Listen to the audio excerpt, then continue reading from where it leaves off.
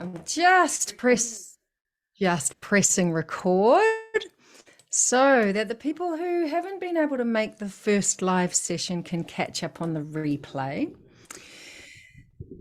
Just seen Jasmine come in. So welcome everybody. This is the first day of the 7 days of free training that is part of quite a big endeavor for the WolfPack. The first time I've ever put out a big competition, a competition of this magnitude, and it's finally here. So it's been kind of cooking in the background, and not everybody obviously has known about it, but I've known about it, and it's finally here. So I'm really excited to be bringing these 7 sessions to give people who have never experienced this work a really, really good dose of value, and for those who have, to continue to deepen in. So if you're one of those people who has experienced some of the way of the wolf pack, then come in fresh, come in fresh with an open heart and an open mind to receive what you haven't received before. And that is the way that we move in this pack. It's the way that we roam. We come in open.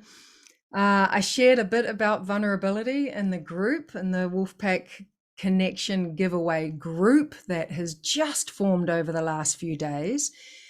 And some of you have already gone live in that space, bringing that vulnerability, because we're here to talk about relationships, right? We're here to empower ourselves in relationships. And I know for a lot of people, including myself, that relationships can be quite a delicate, a delicate aspect of our lives. And a lot of us don't know how to empower ourselves in that area, and what an area to empower ourselves in, that it is. Because our relationships as humans are everything, right? They're everything. So it's one area in our lives that we really want to become empowered in, so that we can live the relationships that we want to live, right? It's really experience the relationships that we would love to be living. So there is a handout, there is a little worksheet that I've put together for today. So has everybody got that? Has everybody found their way to that worksheet? Because if they haven't, I can drop it in the chat, which I might do anyway.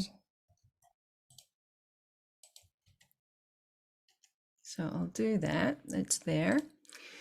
And we're going to dive into today's content, which is a very, very powerful way to kick off this session. And the beginning of it, which I've shared with you in that PDF, is that we relate from the past, right? We really, really do.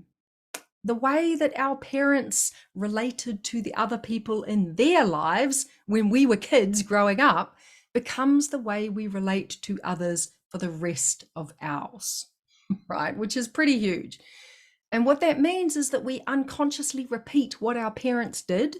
Yeah, we just go into repeat mode, or we swing over to the other side of the spectrum. And as you get to know me more, you're going to know that I talk a lot about this spectrum.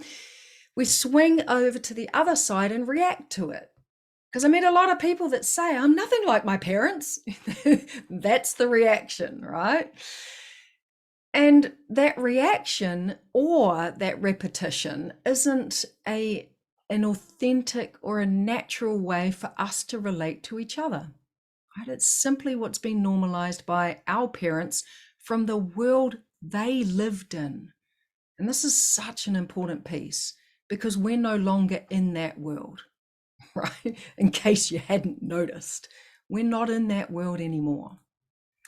And one of the questions which I'll ask you and join, oh cool, you've got the PDF.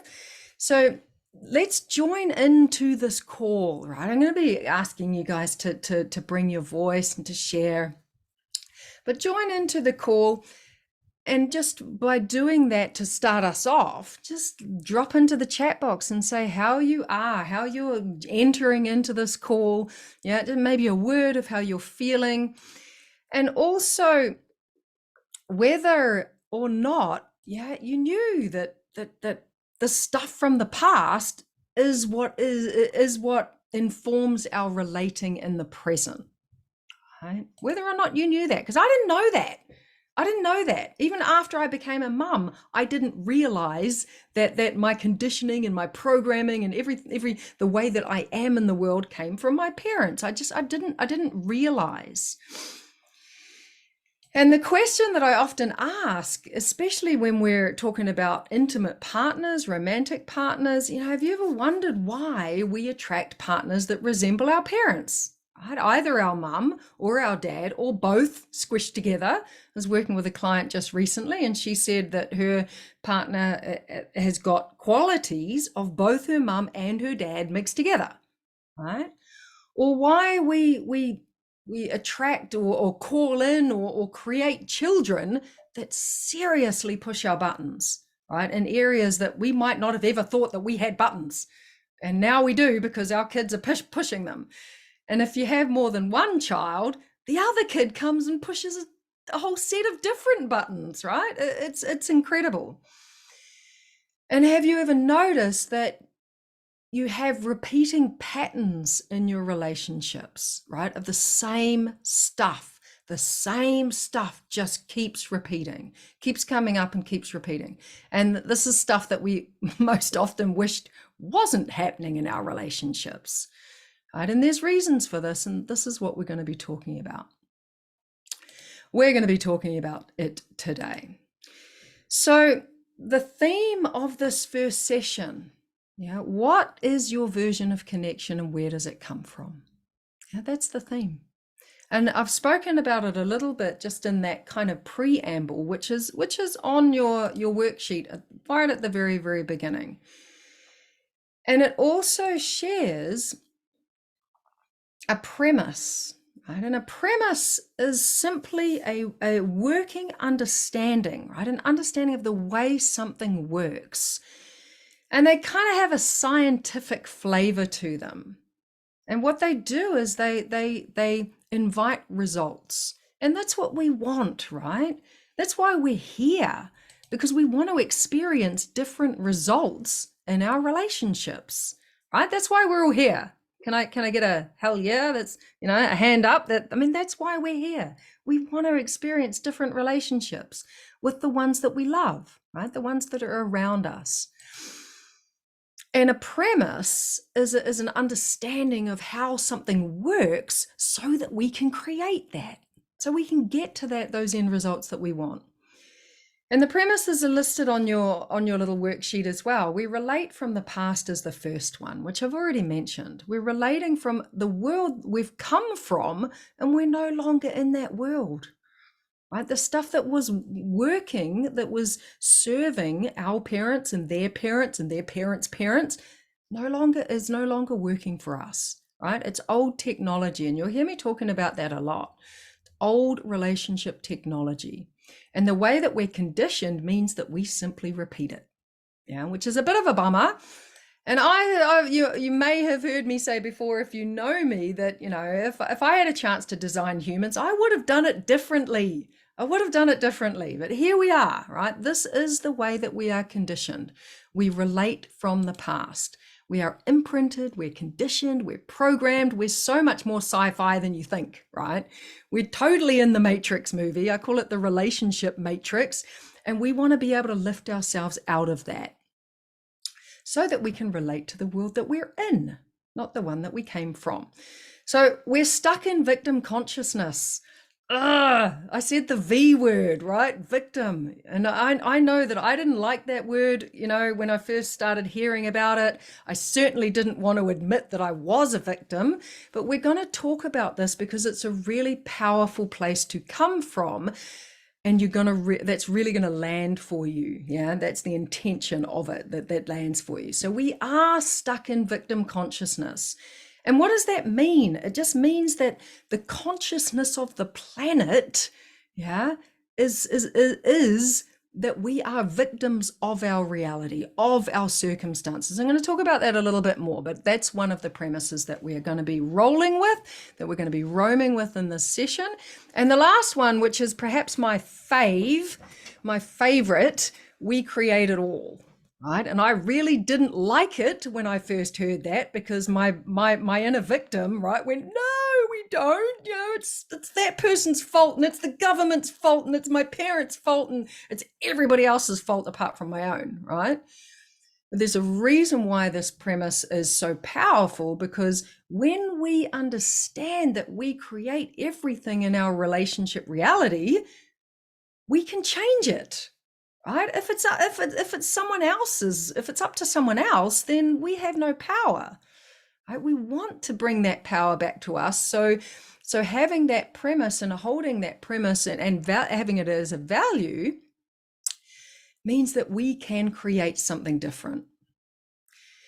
So I said a little bit earlier that we attract our parents, right, in our romantic relationships, and they come up in these different relationships, the qualities of our parents. Have you ever wondered why that is? Right? Why do we do that? Why do we attract our parents? Have you ever wondered why our kids are gifted to us, if you have kids, to push those buttons that I was talking about before? And there's a reason. And the reason is so that we can grow past the wounds of our childhood. Because we were all wounded in our childhood, right? Things didn't go the way that we would have liked for all of us in some way, shape, or form, right?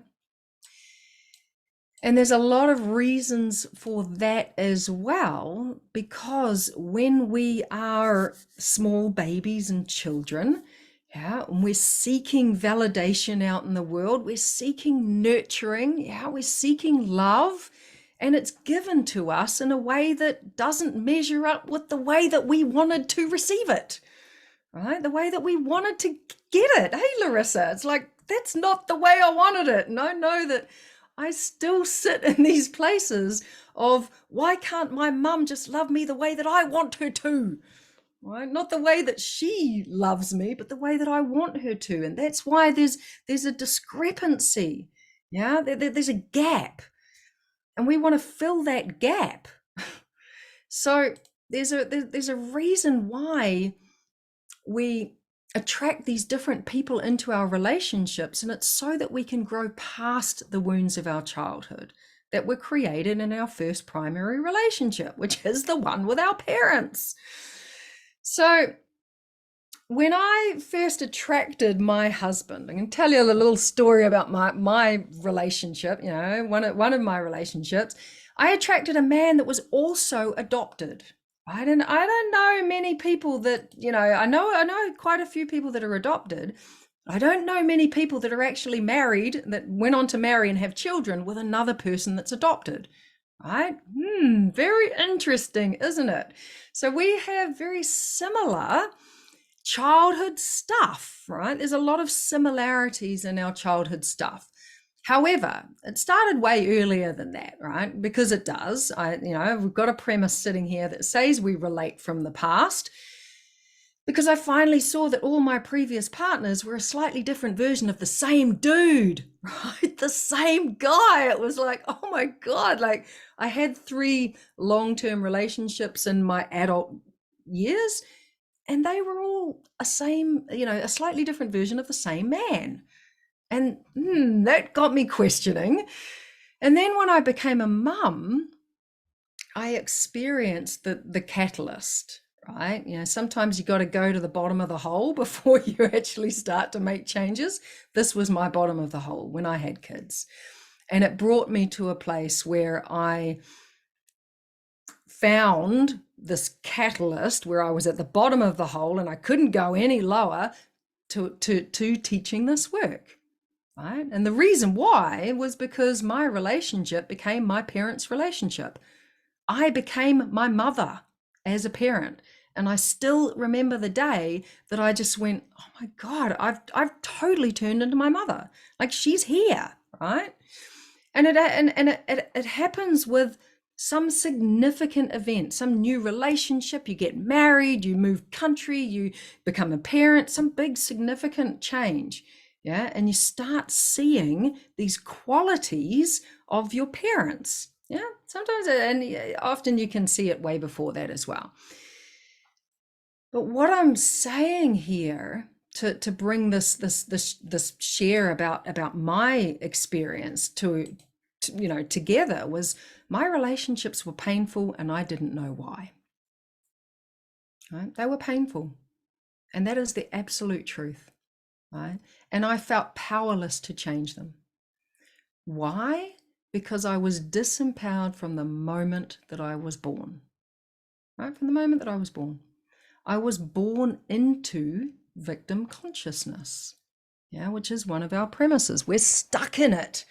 My mother was born into survival. She was born in the middle of the war, right? 1942, that's when my mum was born. It was the middle of the war. She was born into survival. And when I started to really understand our conditioning, right, our consciousness, what I found out was we have fear, right? This survival mentality, the fear of being in survival in our systems for up to 6 generations back. That's huge, right? And we wonder why we still feel these threads, these very, very clear feelings and experiences of being in survival, even though if people from generations gone by looked at our life now and they'd be like, what, you guys have got it so easy. Well, you just go to the supermarket and buy your food, and but 6 generations back, we still have that in our bodies. And I'm going to be talking about that more in the upcoming sessions as we move through these 7 days of training. Because it's in the cellular memory of our bodies and we still feel it. Yeah, we're still living as victims because the way we are conditioned as humans just perpetuates it. Right? We're stuck in the cycles of the past and we relate from that place.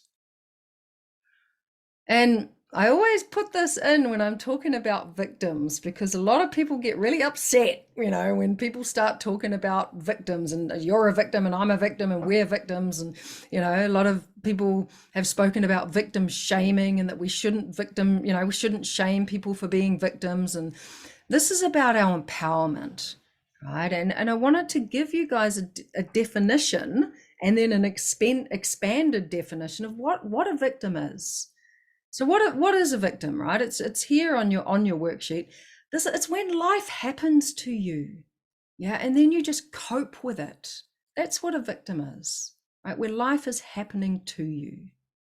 You're at the mercy of it. You're at the effect of it, right? At the mercy of other people's actions, other people's behavior, right? Who are impacted by forces that are outside of themselves. Right, so I'm just looking at this worksheet while I'm talking to you. It's where we feel like we've got no power and others have power over us. Right? What's going on in the world is happening to us and we can't change it. And when we're trapped in this consciousness, other people and the world itself has to change. Right? The system has to change. The government has to change. Everything out here has to change. Yeah. Other people's behavior and the circumstances around me have to change. They have to be different for me to be okay. Right? For me to be and feel in my power, and for me to heal, for me to have what I want, for me to experience what I would really love to be experiencing. Others have to be different. The world has to change. And I was in this place for many, many years. Right? Who has definitely felt themselves in that place where they've been at the mercy of life, right? The mercy of other people's behavior, the mercy of the government, the mercy of COVID, right? The mercy of everything that happens in our world. right? And it's simply the way that we've been conditioned. Yes, Siobhan, you're putting your hand up. Oh, yeah, I get it. I get it. And it can bring up a lot of emotion, a lot of anger, a lot of, rage, fury, being at the mercy of everything. But what's underneath it all, what's at the core of that is feeling like a victim, is feeling powerless, right, to do anything about it.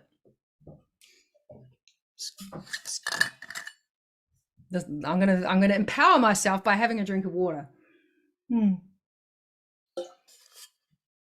So what this is about is really understanding that this is simply the consciousness of the world that we've been born into, right? We're all in this. Yeah, we're all in this. So what this is about, this very first session to kick us off into this 7 days of free training, is that your parents modeled their version of relationship to you, right? They modeled it. And if you get into learning about parenting, and parenting is a huge passion of mine, and not only because I have children and because I had a really hard time becoming a parent, because everything in our life is informed by the way that we were parented. So it's all parenting, right? Even when you're not a parent, everything that you are doing, everything that you believe, every action you take, every choice you make is a result of the way that you were parented, right? And your relationships are a result of the way that you were parented, the way that you are in them. So your parents modeled their version of relationship to you, and that became your reference point. And it doesn't even matter what they said, it only matters what they did. Yeah, how they behaved in relationship to other people, in connection to other people, because that's what you absorb. And this is the program that most of us received, right? The program that most of us received is deeply rooted in victim consciousness, because most of our parents didn't see themselves as powerful, right? They didn't see themselves as powerful people. So they couldn't see us as powerful either, right? And when I ask people to put up their hands and say, do you reckon your parents saw you as powerful when you were growing up? Most of them say no. No, my parents didn't see me as powerful, because we were all born into this. We were all born into survival.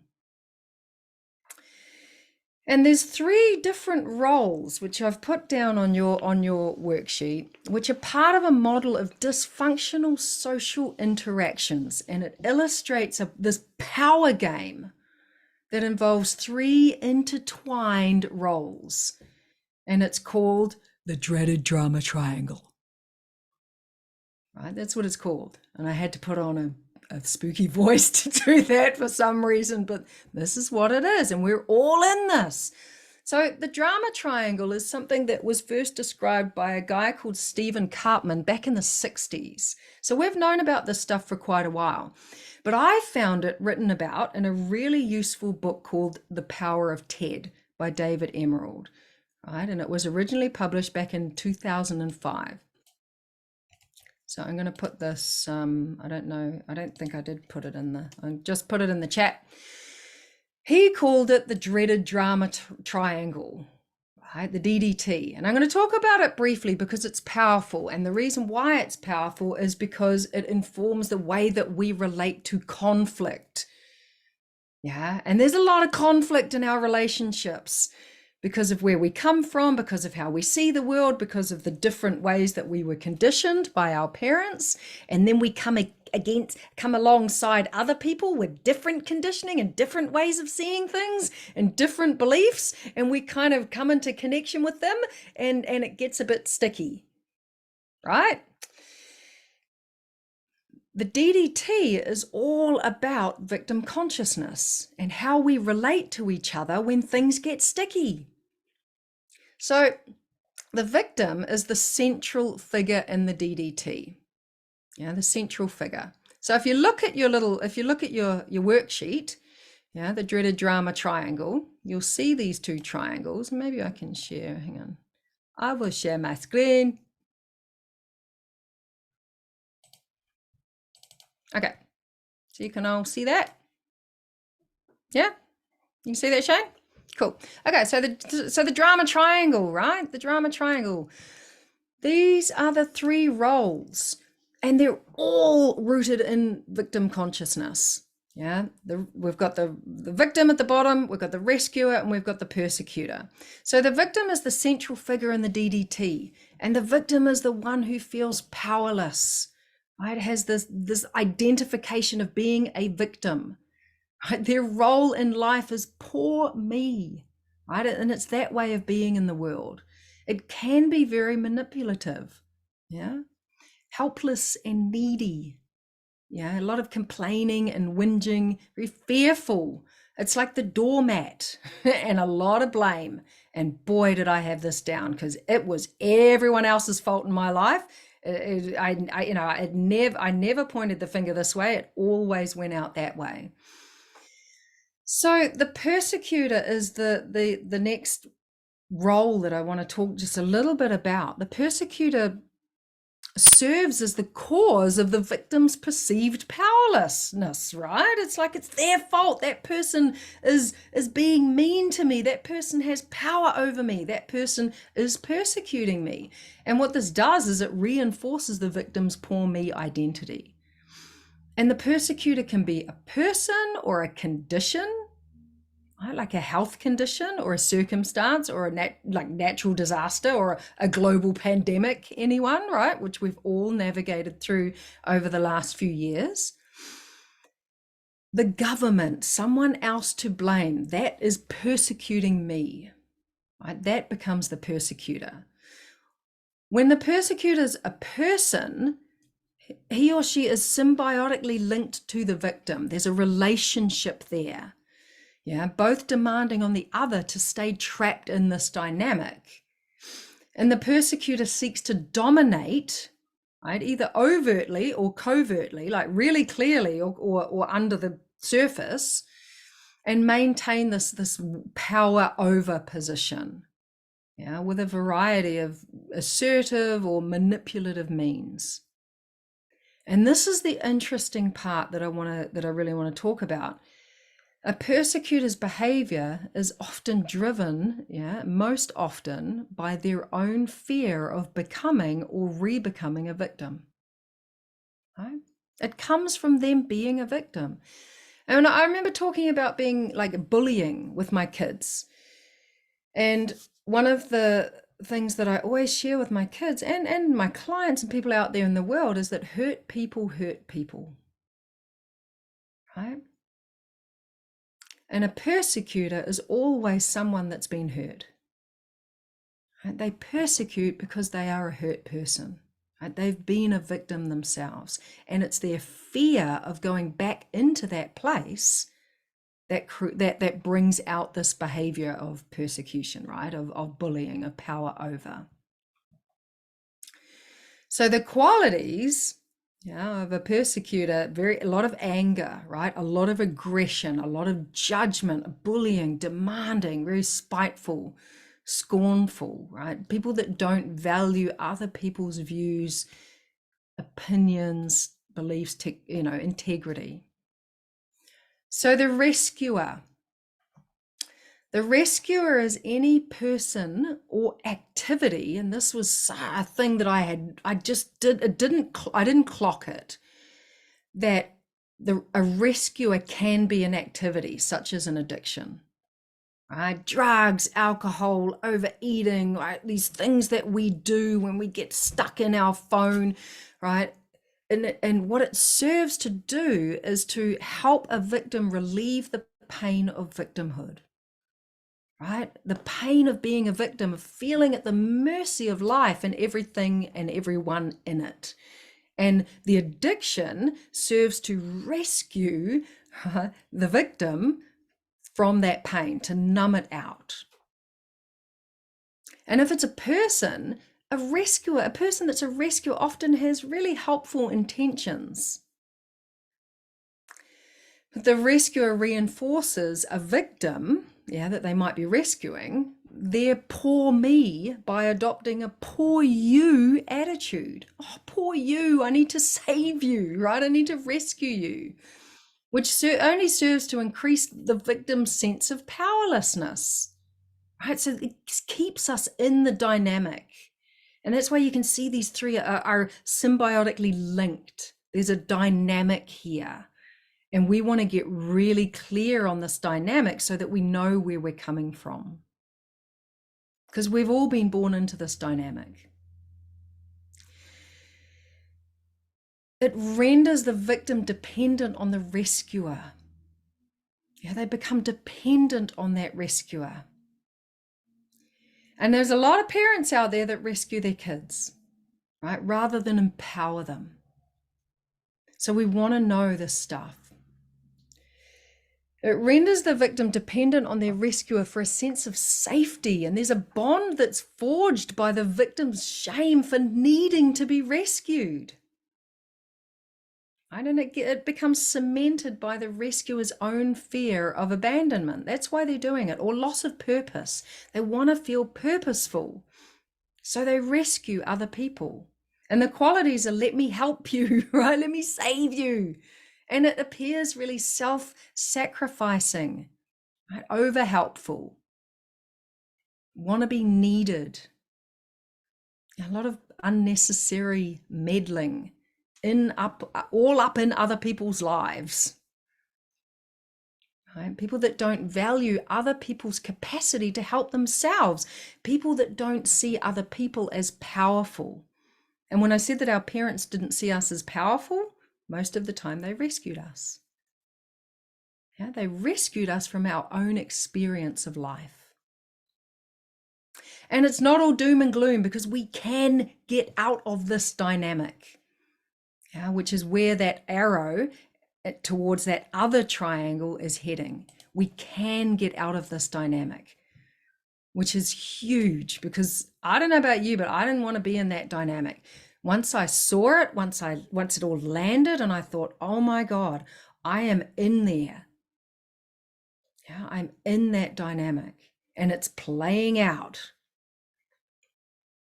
And it's really useful to know this, because it results in this really painful dynamic, in which each of these three roles feed off each other and perpetuate the other, and are symbiotically linked to create dysfunction and suffering in our relationships.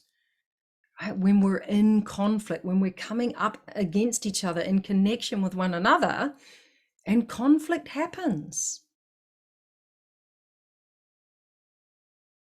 Right? And if we're not experiencing conflict, then we're avoiding it. Right? We're hiding from it.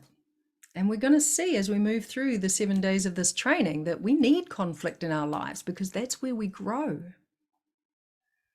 And what I said before was the reason why we attract these partners and these people and these children into our lives is so that we can grow, past the wounds of our childhood, so that we can expand into more powerful versions of ourselves. So what does this mean? Why am I talking about this? Because I know some of you have heard about the DDT and about the victim triangle, right? This dynamic that plays out. But what it means is that your parents modeled their role in this dynamic to you. And you either picked it up and went, yep, I'll be having some of that, thanks. Not really, because it's unconscious, right?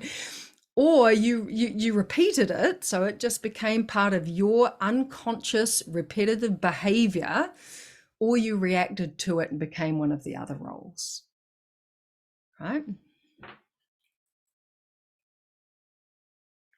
So what I mean by that, if your mother was a victim to your persecutor father, you either became a victim yourself or you became the persecutor. Because you were terrified of becoming a victim like your mum. And the interesting thing about this is that it doesn't even matter if your father was present in your life or not. They could have been absent, because it's the way that your mother speaks about him right? Relates to him even in his absence, because I know a lot of us didn't have our fathers around. So the way that she spoke about him or doesn't. If your mother rescued you from the reality of your life, right, from your own experience, from the big feelings, yeah, from the weather, from the harsh realities of life. I was speaking to a mother the other day, and her daughter rang her up and said, "Oh, I forgot my raincoat." And this is a teenager, so mum gets in the car and she takes the raincoat. Yeah, it's like we rescue our children, and we were rescued from the realities of life, right? So often. And yes, there's other versions of this, of course, but a lot of us were rescued from the realities of life. And because of that, we were positioned into the role of victim, right? Which then went on and solidified through all of the other experiences that went on from that throughout your childhood into your adult years. And then you may go on to rescue your own kids. Right? And then this dynamic begins to really take off when we attract our intimate and romantic partners into our lives, right? That's when it really starts to cook, because as I said, our partners resemble our parents, right? Or someone from our past, right? Sometimes our friends do too, right? Our employers, our coaches. I was having a little laugh. I think I shared about this in the pack when the last talk that we did, because I was co-hosting for my coach, and some stuff was coming up, and my other co-host said, "Oh, daddy issues. Your daddy issues are coming up," and because my coach reminds me of some of the stuff in my dad, right? Because we relate from the past, right? We relate from the past. So what are you guys getting? Let's bring you guys into this call and let me know what's landing for you, right? I've been talking about victim consciousness. I've been talking about the fact that we were born into it, and now we're stuck in it. And what we're all doing on this call, and what we're all doing with the people that have signed up for this giveaway, with the desire to lift out of this, right? To no longer be at the mercy of our relationships, our lives, the other people in them, right? Life itself, the people external to ourselves, external forces, right? And lift ourselves into another reality, another relationship reality for ourselves. Yes, just looking at Siobhan's comment. I'm sure that's how I say your name. That's how you say the name, Siobhan. Is that right? I hope it is. Please let me know if it's not. It is awesome. I wish I knew this years ago. Like, I wish I knew this years ago as well. Yeah. And even if you've had a little taste of this, right? What's deepening now when we realize that the dynamic that our parents were in is what we've adopted, right? And we repeat it, or we react to it when we don't have this awareness for ourselves. So what are you guys getting? What's landing? What's landing? What's deepening? Larissa, what are you hearing? Hi everyone. Yeah, I can really see, like, since doing the WolfPack work for about a year and a half and now dating, I really see my victim starting, and the way I'm attracting these guys that are all going through some kind of health crisis or midlife crisis, and I'm like, why am I attracting that? Like, and I can also see that I'm saving my son a lot from the harshities of life, and I can also see that my mum did that to me. Yeah, I'm really seeing that victim. Like, dating has been like quite fun and then really not fun, and oh my god, and I don't know what to do with it when it gets to that really awkward shit space. And yeah, so yeah, those two things, like, I'm really into this course. It's come right at the right time for me because of that, but also that I can see that I'm saving my son, and I can see that my mum did that to me, and I hadn't made that connection before. So it might help me to feel less guilty and more proactive and more compassionate towards myself, so that as I change my pattern, I'm like, okay, I'm changing my mum's pattern as well. Yeah. Yeah. Oh my God, I'm getting goosebumps all over, because that is it, right? And when that bit lands, oh my God, the cycles of the past, we are all in them. And when that bit lands, when that awareness hits home, it does bring self-compassion. It does bring, it alleviates the guilt, or it allows us to start to put that guilt down, because we're all in it, right? And the other thing that it helped me with is to stop being so angry and resentful at my parents, because I was so angry at them for so long.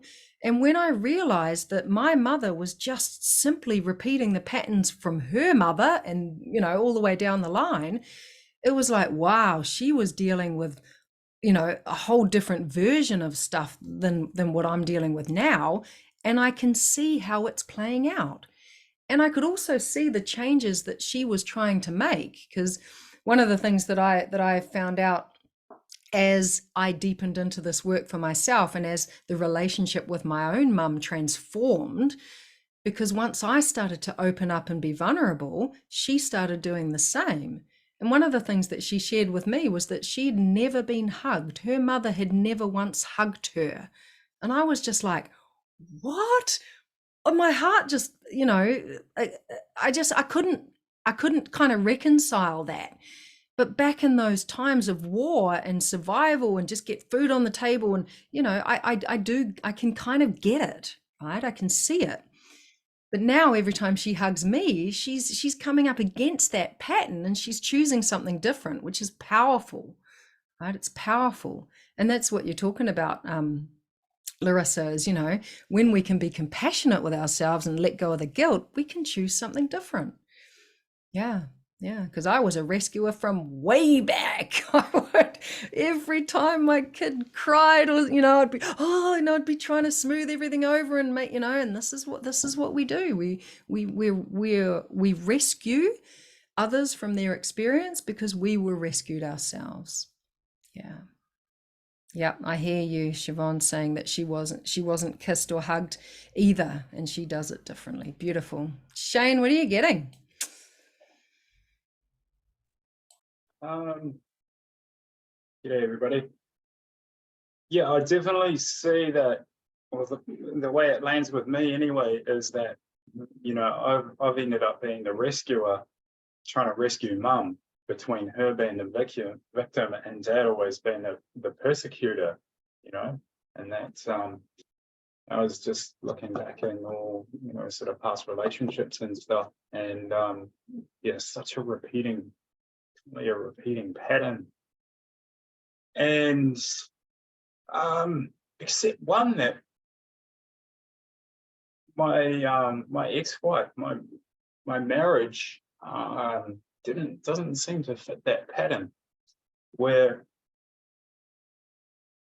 I think I was the victim in there, and potentially seeking being rescued.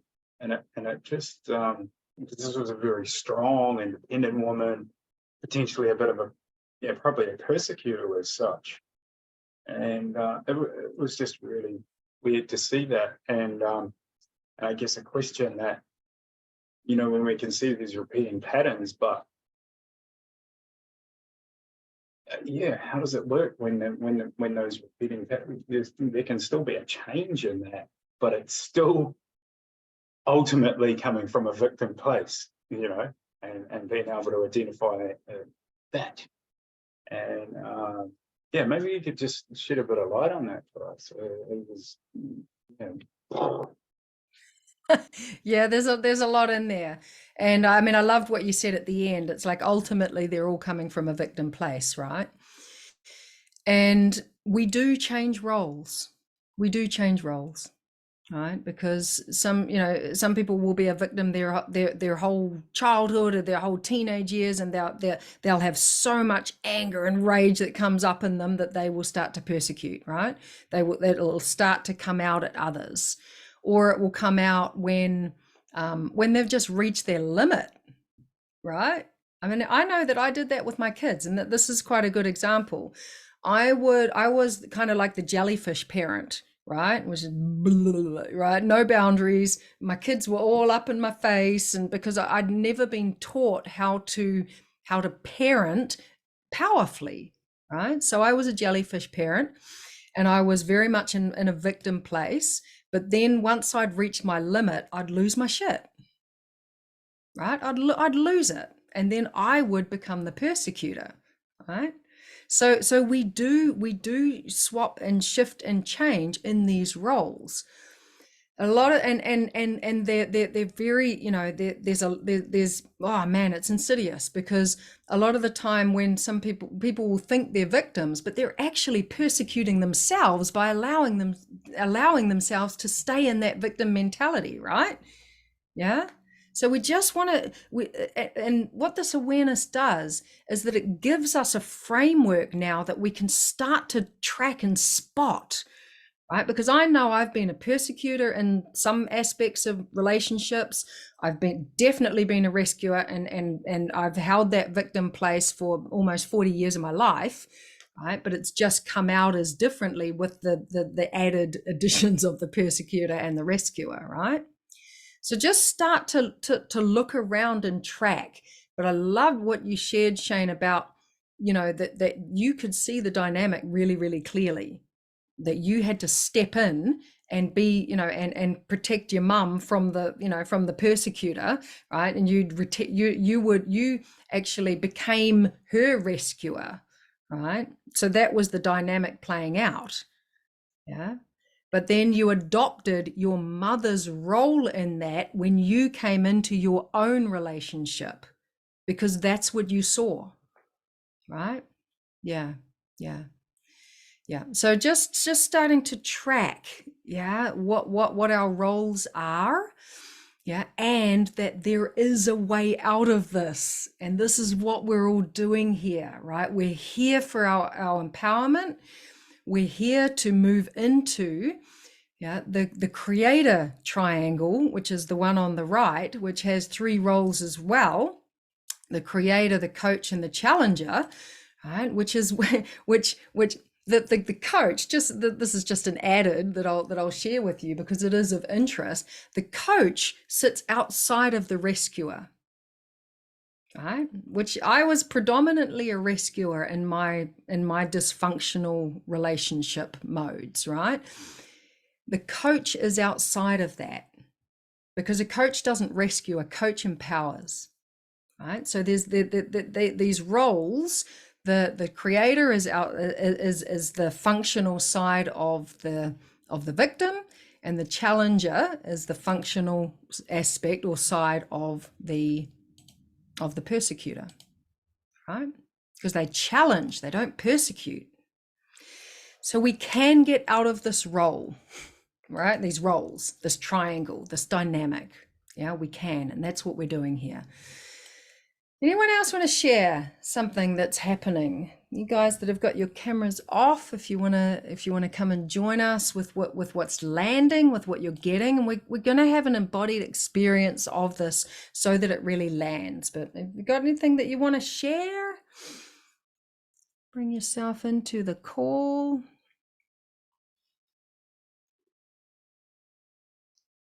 You guys will have some more time to share, later on as we're moving into this part of the session where we're going to embody this.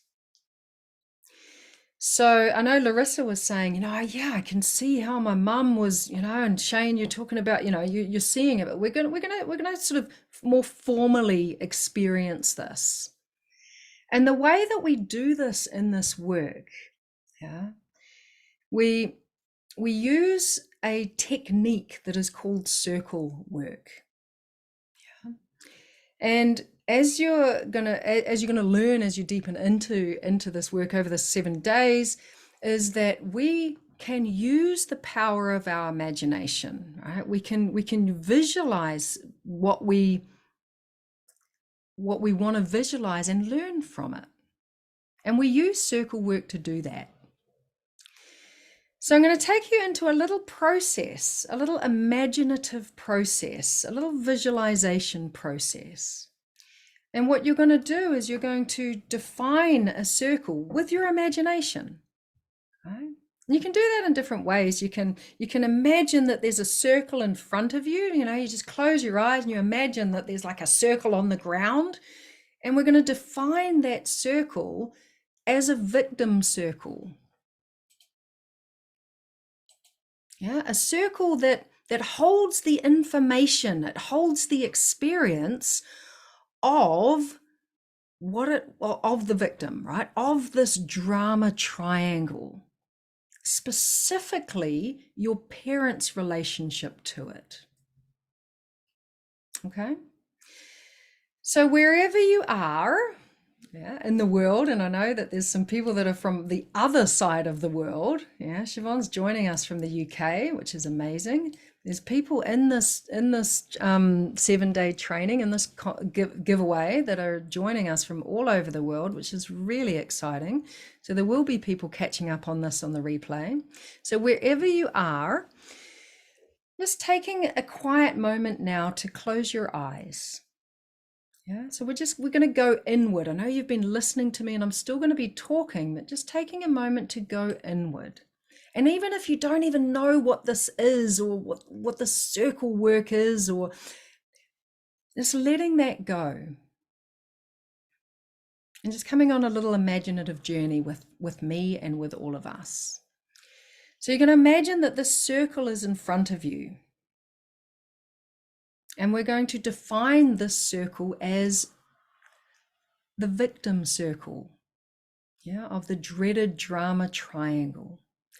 And you're going to step into that circle and experience how your parents were. Yeah, imaginatively, yeah, visually. You're going to step into this circle and you're going to go back into your childhood and just have an experience of what it was like to reveal how your parents were, paying attention to a relationship. Perhaps it's one that you're particularly challenged by in the current time, yeah, with your partner or your friends or your children. And having a little inquiry, yeah, seeing how your parents were in that particular relationship with their partner, with your dad, with their boyfriend or girlfriend, or whether they were just single predominantly, how they spoke about your father, how they spoke about your mother if it was the other way around. Yeah, we're just going into this experience to see which role they took. Were they predominantly a victim, where life was happening to them? They were at the mercy of everything. Were they a rescuer? Did they rescue you? Or did they persecute you? And did you have parents that were bullies? You know, the ones that told you to harden up, get on with it, be seen, not heard. Yeah, get in line. Whatever it was that's there for you in relation to what we've been learning here, the drama triangle. Especially in relation to conflict, when there was upset. Which role did they take on? And which role did you take on from that? Predominantly. Just going to give you a few moments. Once you've got a picture, you can take some notes on your worksheet.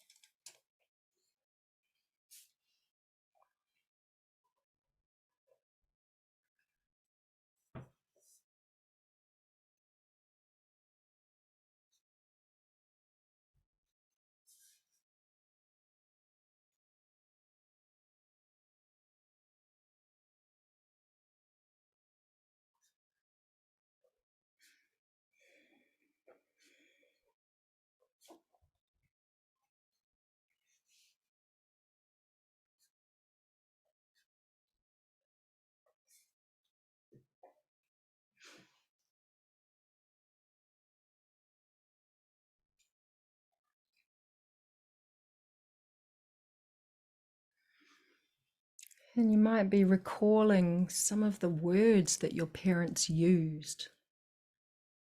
Yeah, that was the language of some of these roles.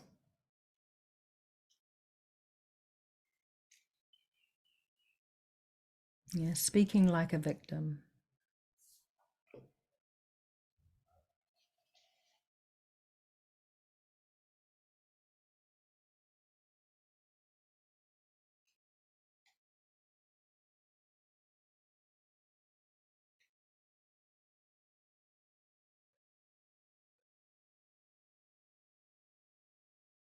Yeah, the words of the rescuer. You might want to write some of those down.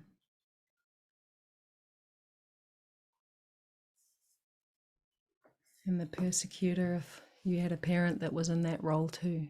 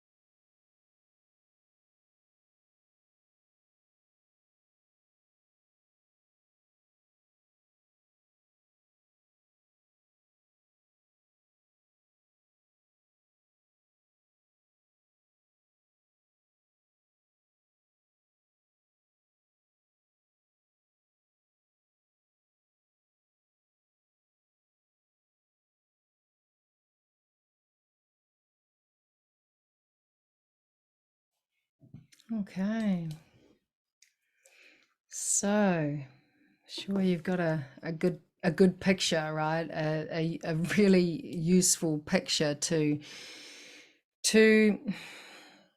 really bring us some awareness. Right. So I'd love to hear from you guys. I know Siobhan, you've just written, I'm shocked at how much negativity I've just written down. Yeah, and it's huge, right? It's huge. This understanding and seeing where this is coming from, and with the knowledge that it's coming from way back, right? Down the line, the cycles of and patterns of conditioning, right? Of programming. Yeah, we're just in these repetitive loops. And what we're doing here now, and what the gift of being able to sit in sessions such as these is that we can empower ourselves out. So what did you guys get? What did you notice?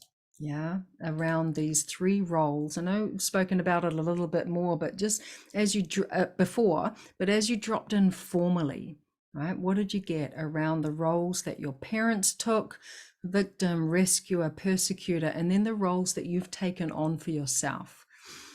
So what'd y'all get? The other landings. And Siobhan, you can share in the chat as well with some of the things that, you know, details that you got while we're talking. Shane, what'd you get?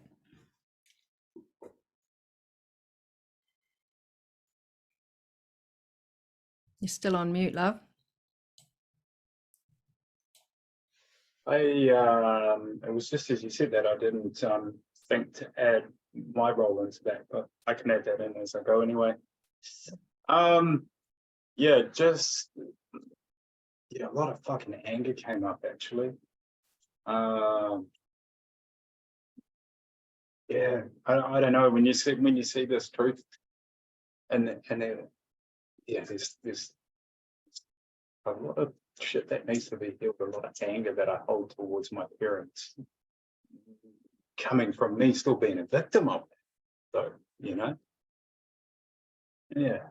And mum was just a victim, and she would always try to seek comfort, you know, in me from my dad as the persecutor, and always trying to get me, you know, if there was conflict with him, and mum would just shut down and go into a victim, and then like I'd be sort of pulled aside as such, and you know, she's speaking negatively about dad to me, and always trying to get me on her side. You know, it was like this battle for me to love her and to feel sorry for her, and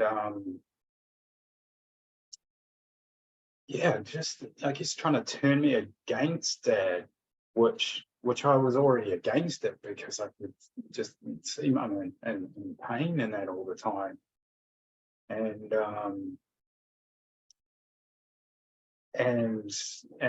way that, you know, she would sort of use dad as a measure to try to make herself look better to me as well, and and all the kinds of fucked upness that I would sit in that. And then on dad's side, you know, being the persecutor, and he's softened a lot now.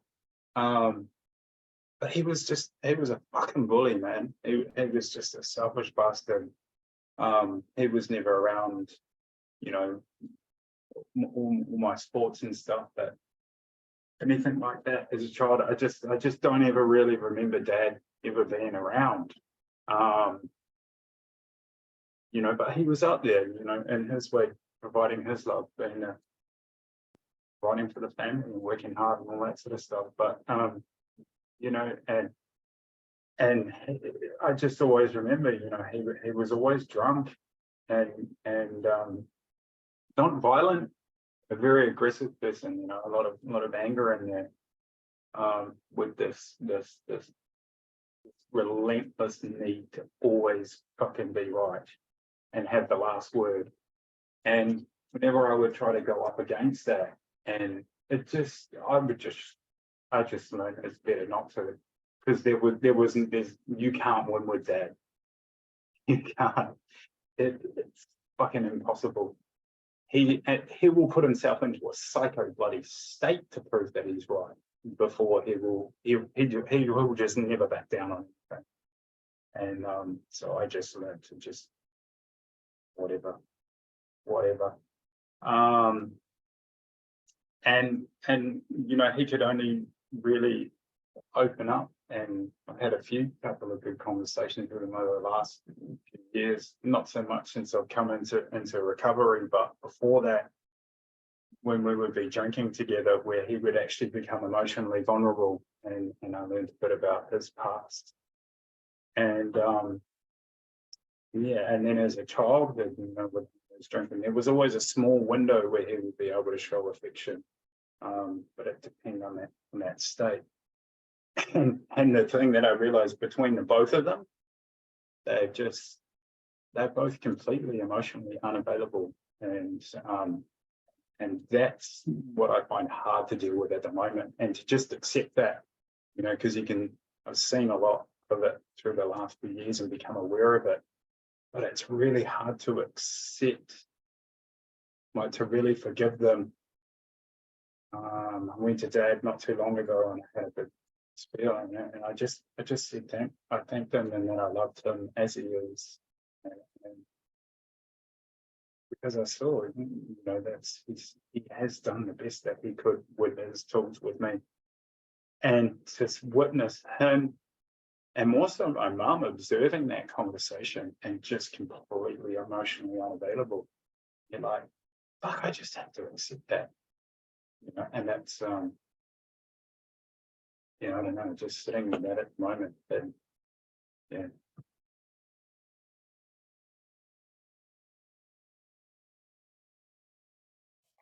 I just muted myself so that it was nice and clear on the recordings. It's huge, yeah. The resentment towards our parents when we didn't get what we needed, right? And we got a whole bunch of other shit that we really didn't need, yeah. And not understanding what we're learning here is that they are simply products from their upbringing and all the way down. And as you say, when we actually start to hear what went on in our parents' lives and what they had to go through, it's mind-blowing, right? And when I think that what my mum was actually able to do with the very limited tools that she had, because that's what it is, right? When you said, yeah, I know my dad did the best he could with the tools he had, most of our parents had very limited tools. Yeah, and when I talk about it like that, it's like for some people, the only tool they have is to punch their fist through a wall. That's the only tool that's available to them, because they've never been taught and modeled anything different, right? Anything else. Yeah, and that's what we're doing here, right? We're empowering ourselves with different tools, different awareness.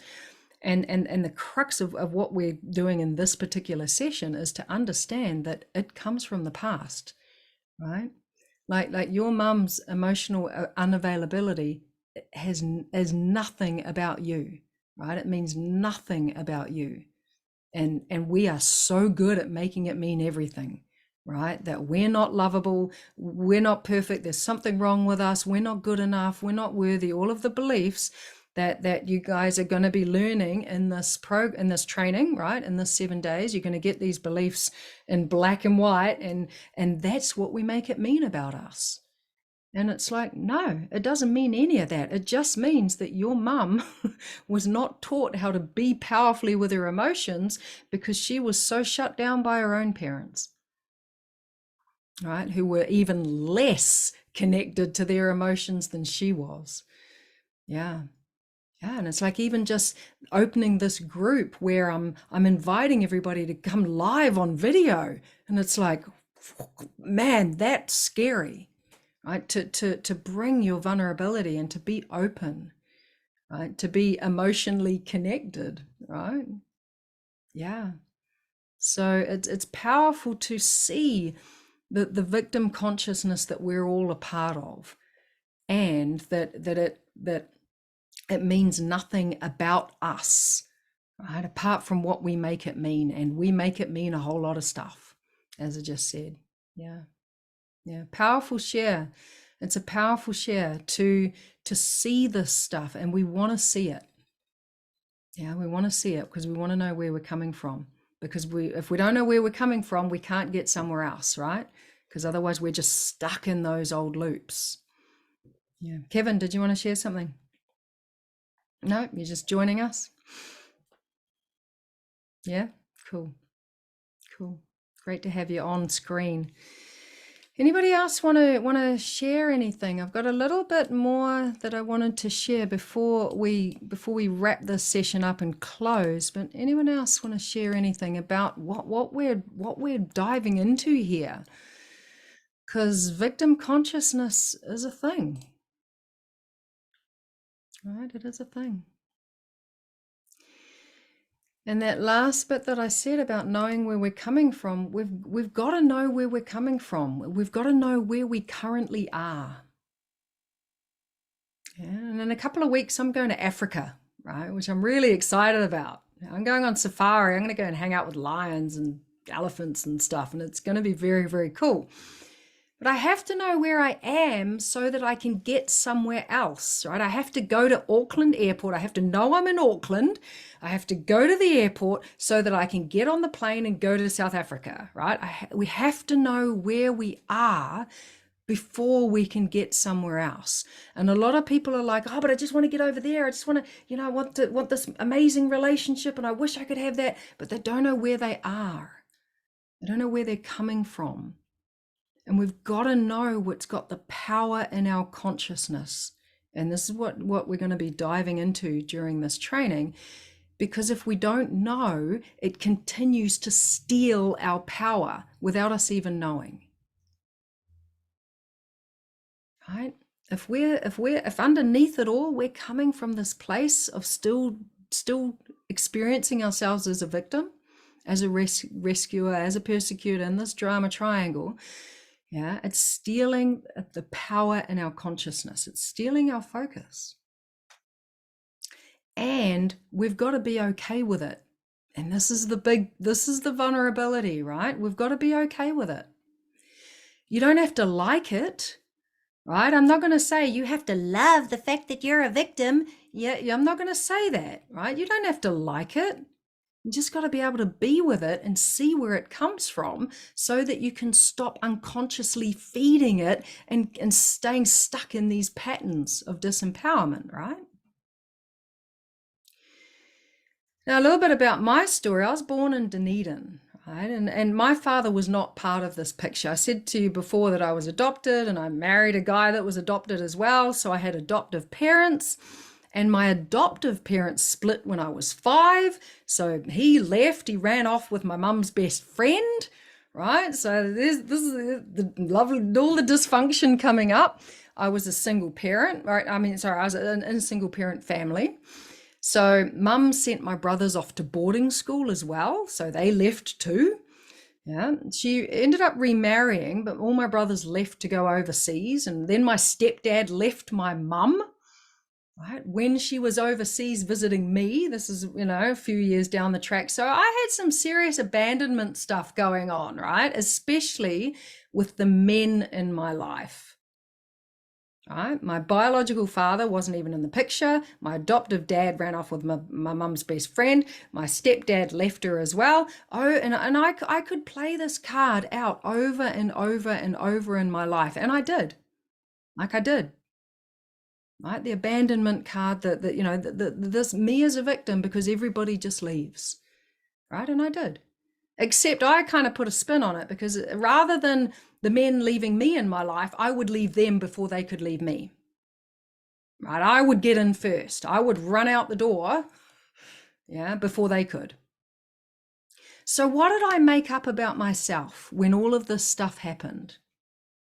Yeah, because one of the premises in this work that I dropped in at the beginning of this call was that we create it all.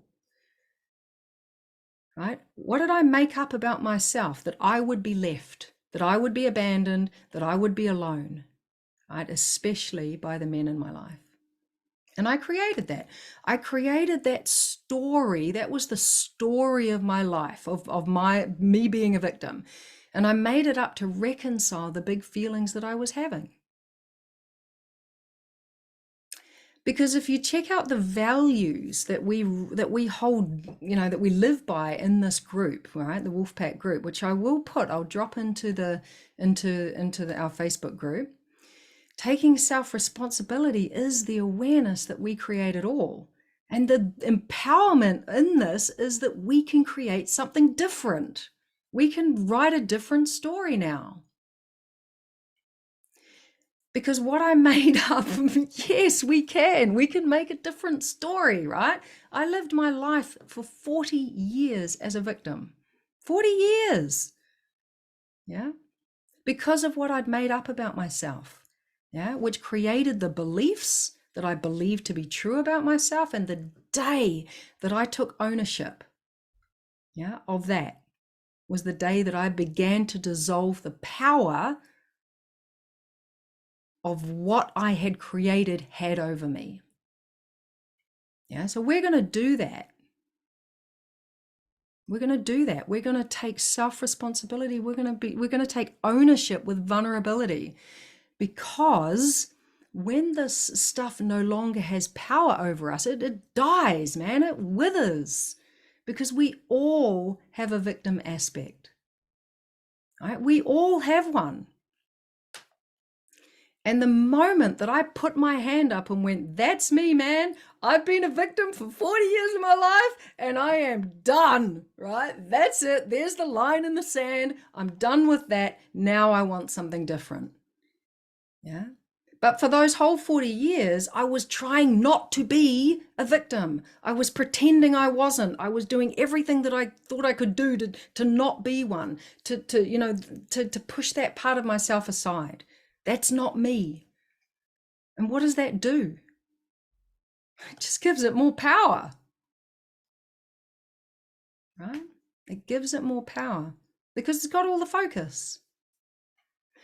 So what we're going to do to bring this session to a close is we're going to define a very different circle for ourselves, right? We went into that victim circle and we saw how our parents were, and we know that they are the way they are because of the way that they were parented, all the way down the line.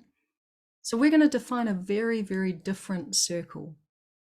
And this one is called a creator circle. Right? A creator is the dominant force in their life, right? They are the determinant themselves. They are creating life as the dominant creative force in it. Right? They create their reality by focusing on what they love, not what they're trying to get away from, what they love. Right? And they know that the past is like the raw material necessary to make the gold, right? To make the good stuff, to create it. And alchemy is what that's called. I remember like Rumpelstiltskin, who was like, spinning the into gold, right? That's the raw material. And we want to know what this stuff is, that, we've been born into victim consciousness. Creators see themselves and others as whole and complete, right? As powerful. And that this world is just the stage where we can create what we love. Right? And that's all of us, all of ourselves, our humanness, right? Our victim aspect, that part of ourselves, and this powerful part of ourselves that we all have. A creator knows their victim aspect. They know it's a part of who they are. And they know they can't get rid of it or deny it. Yeah, I was a victim for 40 years of my life, man. And that part of me exists. And the reason why creators are a different breed is because they are powerfully with it. Powerfully. So I want you to close your eyes. We're bringing this session to a close, and we want to do it powerfully. So allowing your eyes to close, and you're going to define another circle, another imaginative circle in front of you. It might have like this golden curtain of light around it, and you walk through this golden curtain of light, and this circle has the definition of your creator, right? This creator part of you that can create their reality, that can create the relationships they love. And I want you to see yourself entering into that circle and experiencing that.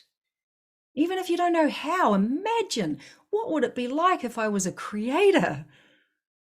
What would it be like if I had that energy running through my body, where I'm powerful?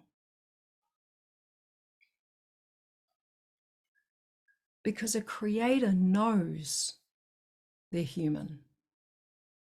their humanness. It knows their victim side where they feel disempowered. And they're powerfully with it. So I want you to see yourself owning it in this circle. I want you to see yourself with your hands in the air going, yeah, that's me. I've been a victim. I've been born into victim consciousness. And now I'm drawing a line in the sand. Because even stepping into this space, yeah, your heart being called into this training, this giveaway, shows the creator in you. So just allowing yourself to have that experience for just a few moments more. Immerse yourself in it. Yeah, the energy of a creator, of your creator. Even if you don't really know what that feels like, what that looks like, imagine. Imagine being able to powerfully create the relationship that you would love with yourself, with other people, with the world itself, where you are the driving force in it.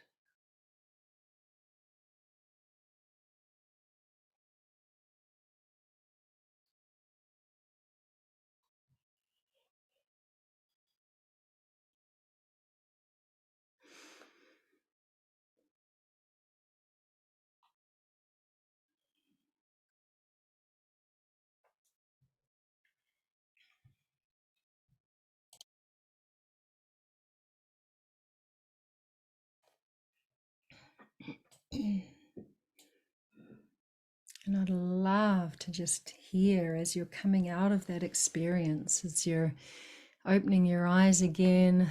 I know, Jazz, you've got your pen in your hand and you're writing stuff down. But would love to hear some words of what that felt like.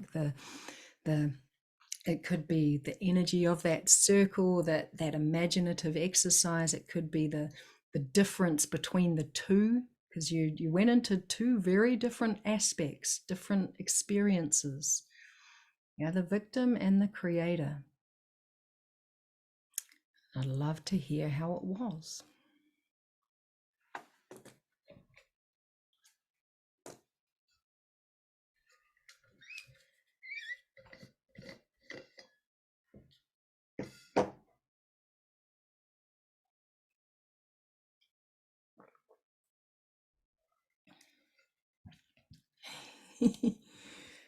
What have you got to say, Siobhan? I'm laughing to myself, love, dancing, fun times, laughter, empathy, encouragement, forgiveness. Yeah, beautiful. Beautiful. There's a lot of lightness in the creator space. A lot of lightness. Because when you can put your hand up and own your victim, it's like your victim's got nothing on you anymore, right? It's got no power over you anymore. I remember showing my boys this anti-bullying video, and this they had this bully, coming in and being, bullying, and the victim, right, of this experience just went, yeah, and the bully was going, oh, you're so ugly, and the victim was going, yeah, I am, yeah, and it just agreed with everything the bully said, and the bully had nothing. The bully had no power.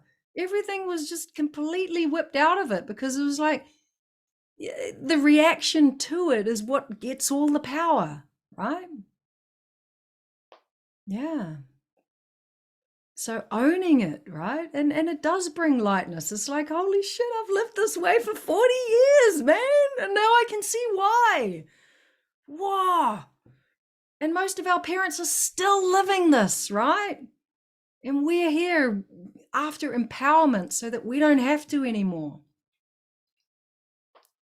Yeah, most people will live that way to their graves. Yeah, this is it, Siobhan. Welcome. Welcome to the Owning Your Victim Club, because this is what we're doing here. Yeah, it's the first step. We've got to know where we're coming from. And we've got to own that shit.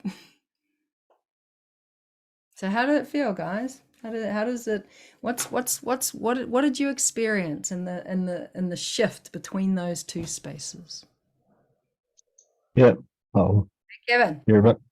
I definitely can drop into the victim space really easily. Like, can notice all the things where I'm a victim and where my parents were a victim. Dropping into the creative space, being powerful, is quite difficult. Like it keeps hitting me back into all the things. You're not that. The victim really comes into it and overpowers it. For me, anyway, yeah, so that was my experience. It is much nicer and much calmer being in a creative space. But I feel like I really have to force it for myself to actually to see myself as powerful. It's like, right now, this is what I should be doing, and it's like feels very mind based of making myself powerful. Yeah. It's a great share, Kevin. Thank you. Because the victim is so familiar, right? And it's so comfortable, even though it's, dysfunctional and disempowering but it feels comfortable and it's what we know and it just feels so natural, right? And it's not natural. And this is the thing that I want to share just as we close. It's not natural. It's just what's been normalized by our conditioning, by the consciousness of the planet, by our parents. And it's a practice, right? It's a practice. So the more you practice in that circle, the more you're going to embody that energy and have it become your default. And it does take practice, right? It does take practice. And a little tip that I'll give you, when you're in that circle and you can feel the victim knocking on the door or trying to, infiltrate your beautiful creator circle that you're, practicing and wanting to develop, just push it out, right? Yeah, no. I know you want to come in, but I've sat in that circle 5 minutes ago. You go back into your circle, right? The victim circle. And just and you don't have to be aggressive, you don't have to be angry about it. It's just that your victim is trying to keep you safe, right? It's trying to protect you, it's trying to keep you with what you know. Right? Don't go over there, that's not safe. Stay here with us, stay in the victim circle, right? And that's the ego's job, that's what it does.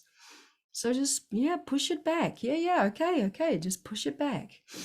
Yeah, it's a really great, very simple tip. If the ego, if the victim is knocking on the door of your creator circle, right? As we start to develop these skills of bringing that energy into our world, right? Into ourselves, into our bodies, so that we can become practiced at it. So it is a practice. Yeah. And for a lot of you and me, we've been practicing that other way for a lot of years, right? So it's about being compassionate to ourselves, being loving to ourselves, and being committed to ourselves to developing, this skill of embodying our creator. Yeah. I'm just looking at Jazz's comment. My creator is centered in my love and in my joy, enlivened in playfulness and curiosity, engaging with excitement, expanded presence, and open to possibilities. So different from the energy of my victim, who was angry, defiant, withdrawn, and closed off from the world, right? And that's what we want to get from this session, right? We want to see clearly where we're going, where we're coming from, right? Where we've been hanging out in our relationships and our with ourselves and with other people and life, and having a little taste of where we can get to, right? Simply by taking ownership. Holy shit, man, that's me. I've been in this place for a long time, and now it's time to move out, right? Now it's time to create a very different way of being in our lives and our relationships and the world itself. So Thank you for coming. Thank you for bringing yourselves live to the call. I know that the people that are going to catch this on the replay, because we've got over 50, I think there's about 55 people signed up in this competition and this giveaway for these 7 days of free training. So we've given them a really beautiful taste with a lot of vulnerability, a lot of sharing, and a lot of empowerment in this first session to kick us off. So hopefully we'll be inviting a few more to come in live after this session has been dropped into the group. So we're going to close. Thank you for putting yourselves first and making the time to be in this session for your own empowerment and alongside each other. Yeah, where we can be in this together. That's what the WolfPack is all about. So in light of that, here's my little fella. You sort of would have put a little picture of him in the group. Well, the way that we finish these calls, and I know that most of you that are on the call live know that we do this. We don't just go, oh yeah, bye, see you later. We take ourselves off mute and we WolfPack howl it out. Right? It brings us together. It unites us because we're all in this together, right? Wanting to empower ourselves into different relationships. So take yourselves off mute. I'm going to howl it out. Howl it out with me, and we'll close this call. It goes like this.